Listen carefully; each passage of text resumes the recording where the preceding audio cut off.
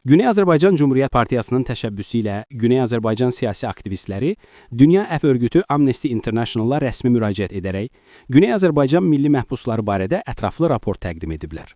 Raportun bir hissəsində bildirilir ki, Güney Azərbaycanda uzun illərdir İran dövlətinin sistemli ayrı-seçkilik siyasəti, fundamental insan hüquqlarının kobud şəkildə pozulması və Azərbaycan kürklərinin milli kimliyinin boğulması müşahidə olunur.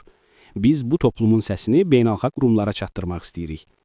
Raportda qeyd olunur ki, Azərbaycanlı siyasi məhbuslar milli kimliklərini, ana dillərini və insan haqlarını müdafiə etdikləri üçün İran zindanlarında işgəncəyə məruz qalırlar. Onlardan bəziləri Tahir Nəqəvi və Vədud Əsədi qanunsuz həbs və tibbi yardımdan məhrum edilməyə etiraz olaraq artıq bir aya yaxındır aclıq aksiyasında olublar. Digər Güney Azərbaycanlı siyasi məhbusların siyahısı belədir. 1. Abbas Lisani 2. Əli Xeyircu 3. Yusif Kari 4. Behzad Dəşti 5. Əbdüləziz Əzimi Qədim 6. Mürtəza Pərvin 7. Mahmud Ocaqlı 8. Ayaz Seyfxax 10. Səlar Tahir Əfşar 11. Araz Aman 12. Bagir Hacızadə 13. Fatimə Atəşi 14. Vədud Əsədi 15. Tahir Nəqəvi.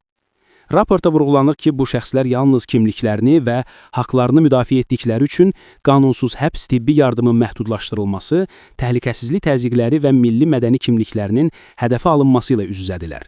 Bu vəziyyət İranın beynəlxalq öhdəliklərinə zidd sayılır və açıq insan haqları pozuntuları kimi qiymətləndirilir.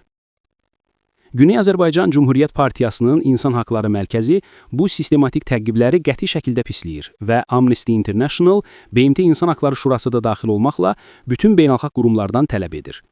1. Bütün Güney Azərbaycanlı siyasi və milli məhbusların dərhal və qeyri-şərtsiz azad edilməsi.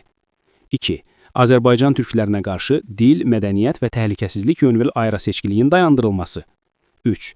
İranın beynəlxalq insan haqları öhdəliklərinə əməl etməsi, kollektiv kimliyin qorunması və pozuntulara görə məsuliyyətə cəlb olunması. Raport qeyd edir ki, Azərbaycan türkləri ədalət, bərabərlik və ləyaqətli həyat tələb edir. Bu hüquqlar bütün insanlara tanınmışdır və İranın onlara riayət etməsi tələb olunur. Güney Azərbaycan Cümhuriyyət Partiyasının İnsan Haqları Mərkəzi bu haqsızlıqları ən sərt şəkildə pisləyir.